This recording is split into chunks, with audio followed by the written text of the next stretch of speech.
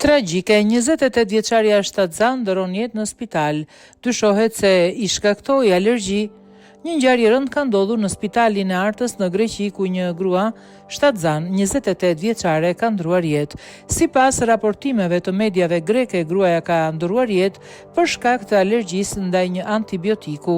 Ajo ishte nënë e një fëmije dhe ishte paraqitur në spital me dhimbje barku, teksa ndodhej në muajin e parë të shtatzanisë. Pas ekzaminimeve mjekësore u vendos që ajo të shtrohej për trajtim të mëtejshëm dhe më pas për shkak të gjendjes së rënduar, pacientja u transportua menjëherë në njësinë e kujdesit intensiv.